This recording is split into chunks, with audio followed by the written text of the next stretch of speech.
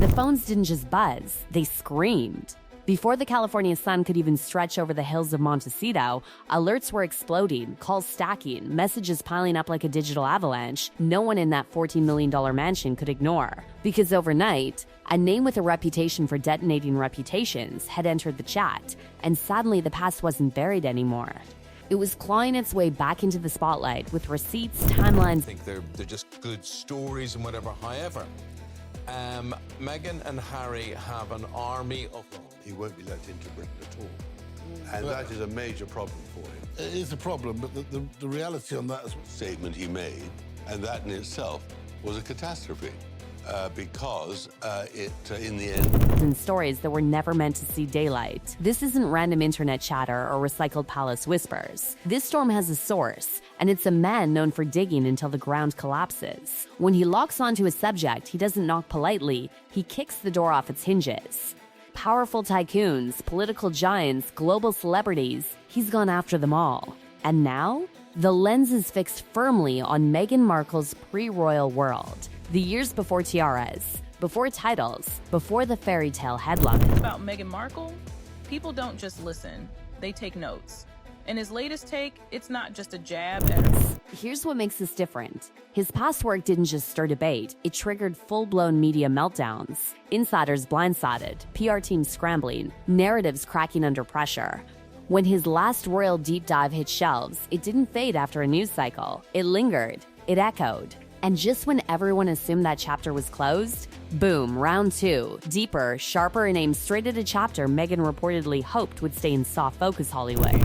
Gets her story wrong, deliberately, because she suggests is when she's already pregnant. Not the red carpets, not the glossy magazine spreads, the grind, the auditions, the near misses, the years of trying to get noticed in an industry that chews people up and spits them out before lunch. Hollywood runs on talent, sure, but it also runs on timing, introductions, and the kind of connections that make doors open quietly while everyone else is still knocking. And according to The whole description she does of the Portland hospital, the birth, that was completely fabricated. the buzz swirling around these new revelations, Meghan's climb may have involved more strategic positioning than the public fairy tale version ever suggested. We're talking about opportunities that allegedly appeared at just the right moment, introductions that reportedly shifted momentum, relationships that may have mattered as much as any audition monologue. Briefing whatsoever from the Sussexes, and we know that the Sussexes spokesman, Jason Knauf, sat for 2 hours. Now listen, in Hollywood, that's not unusual. It's practically the industry handbook. But here's where the temperature rises. The portrait being painted now doesn't line up perfectly with the long-standing image of the scrappy outsider who simply hustled her way to the top on grit alone. Instead, whispers point to a network, a carefully built circle, strategic alliances, the kind of behind-the-scenes support system that can fast-track a career if you know how to work it. And the Retract the story. The palace still refused. They told the BBC, do not apologize. What we said is true. This wasn't a misunderstanding. story doesn't stop at how she rose. It digs into what may have been left behind. Former friends who allegedly faded out of the picture. Professional contacts who reportedly helped early on, then quietly disappeared once bigger stages came calling. Again, Hollywood can be ruthless like that. Reinvention is currency. Loyalty sometimes gets lost in the climb, but the contrast between that alleged pattern and the later image of warmth, gratitude, and down-to-earth sincerity, that's what has people leaning in closer. Because once Prince Harry entered the frame, everything shifted. Not just the present, the past, too. According to sources tied to this investigation, parts of Meghan's backstory were polished, reframed, or quietly softened to fit the narrative of a modern royal with an inspiring, seamless journey. And to be fair, stepping into one of the most scrutinized families on Earth means every detail gets examined under a microscope. Backgrounds get revisited, old interviews get replayed, personal history becomes public property. But the claim here is that this wasn't just natural evolution, it was strategic curation. Elements of her upbringing reportedly highlighted in new ways. Certain relationships emphasized, others minimized. Career chapters reshaped to better align with the global image being built. Not sloppy, not rushed, methodical, intentional, brand management at royal scale.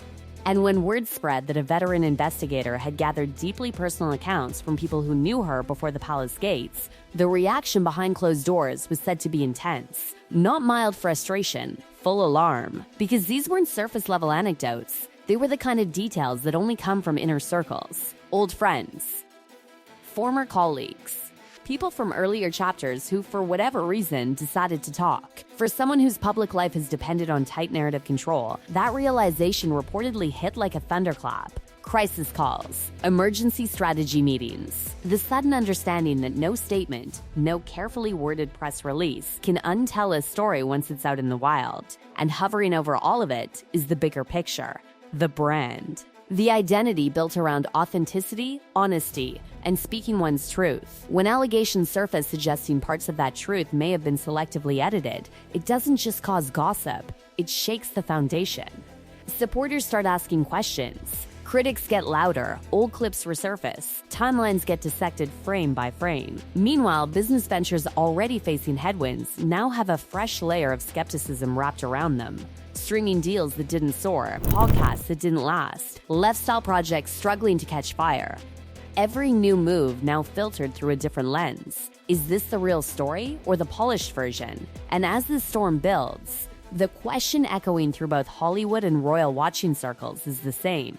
Who talked? Because the depth of detail suggests insiders. Maybe more than one. Maybe people who once stood close enough to see behind the curtain and eventually decided the world should too. The fairy tale narrative that carried Meghan from cable TV actress to Duchess to global figure was always powerful, compelling, cinematic. But now, another storyline is elbowing its way onto the stage, messier and far less flattering, and it's refusing to stay backstage. Whether these claims hold up or collapse under scrutiny, one thing is clear: the conversation about Meghan Markle's past just changed tone.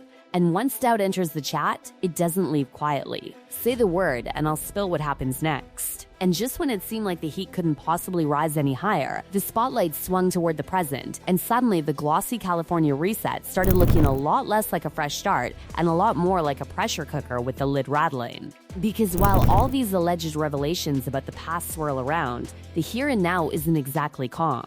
The grand plan that was supposed to redefine everything, new country, new careers, new narrative, has reportedly hit more turbulence than triumph. Big announcements once rolled out with cinematic flair are now being quietly re-examined through a different lens. Deals that sounded revolutionary on paper didn't fully translate into lasting impact. Projects that were meant to dominate conversations flickered, then faded. And timing? Brutal. Because when questions about authenticity start trending at the same moment your business ventures are struggling to find stable footing, every setback suddenly looks symbolic. Every stumble feels like confirmation for critics who were already skeptical. Fair or not, perception becomes reality in the court of public opinion, and right now that courtroom is loud. Behind closed doors, the strain is said to be real. Not just strategic stress, personal strain. Because it's one thing to weather criticism from afar, it's another when the noise follows you across an ocean and sets up camp outside your front door. The dream of peace and privacy was supposed to be the antidote to palace pressure. Instead, the narrative chaos just changed accents. And then there's Harry, caught in the middle of a storm that never seems to fully pass. On one side, loyalty to his wife and the life they've built. On the other, the exhausting realization that every few months brings another wave of scrutiny. Another deep dive, another round of headlines reopening old chapters they thought were closed. Starting over was meant to mean forward motion, but lately, it reportedly feels like being dragged backward into stories neither of them can fully control. What makes this moment especially explosive is that the questions being raised now aren't about wardrobe choices or protocol drama. They cut deeper. They poke at identity, history, and credibility, the core pillars of the public image that's been carefully shaped for years. Once people start wondering whether parts of the backstory were polished a little too perfectly, they don't just question one detail. They start rewatching everything. Old interviews resurface. Speeches get replayed. Quotes once taken at face value are now analyzed like clues in a mystery everyone suddenly feels invited to solve. Supporters who once defended every move without hesitation are growing quieter, more cautious. Not necessarily turning hostile, just uncertain. And in the world of public image, hesitation can be as damaging as outright backlash. The British press, of course, is not hesitating at all. They've pounced with the enthusiasm of outlets that have been waiting for this exact narrative shift. Headlines are louder, sharper, more relentless. Stories are being picked apart line by line, memory by memory. And because the material being discussed is tied to an investigation with a reputation for depth, it's not being dismissed as casual gossip. It's being treated like a dossier. Then comes the most uncomfortable question of all: who provided the details? Because the level of alleged insight suggests people from inside earlier chapters of Meghan's life. Former friends, industry contacts, individuals who knew her before the royal spotlight reframed everything. Each theory opens another emotional fault line. Being criticized by strangers is one thing. Suspecting that people you once trusted might be talking is something else entirely. Family inevitably enters the speculation. Her already fractured relationship with her father gets dragged back into public debate. The long-established narrative of betrayal and estrangement is being re-examined by some, with voices asking whether the situation was more layered than previously understood. Not to absolve anyone, not to villainize anyone, but to question whether the full picture was ever presented. And when a personal story has played such a central role in shaping public sympathy, even subtle doubts can ripple far. Meanwhile, online spaces are doing what they do best: digging, comparing, theorizing. Side-by-side clips, timeline threads, amateur investigators connecting dots that may or may not belong in the same picture. The digital jury doesn't wait for official statements. It builds its own case in real time, fueled by curiosity, skepticism, and the irresistible pull of a high-profile narrative unraveling. And through it all, silence, or at least extreme caution from the Montecito side, only adds to the tension.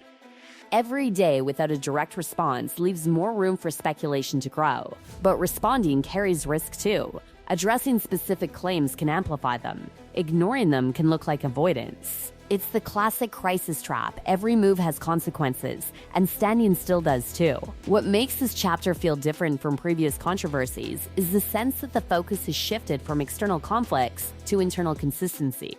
It's no longer just about clashes with institutions or media treatment. It's about the story itself, how it was built, how it evolved, and whether the version the world embraced matches the one now being whispered about by those from earlier days. Reputation isn't just about popularity, it's about trust. And trust, once dented, is notoriously hard to restore. Even if many of these claims remain disputed, denied, or unproven, the mere presence of detailed counter-narratives changes the atmosphere. The fairy tale doesn't vanish overnight, but it starts sharing space with a messier, more complicated script. The biggest question hanging in the air now isn't just what else might come out. It's whether the public, once enchanted by a seamless rise from Hollywood hopeful to global figure, is ready to embrace a more tangled version of the story, or whether the dissonance will push them away entirely. Because when the past refuses to stay edited and the present is already under pressure, the future becomes one giant question mark. And right now, that question mark is looming large over Montecito.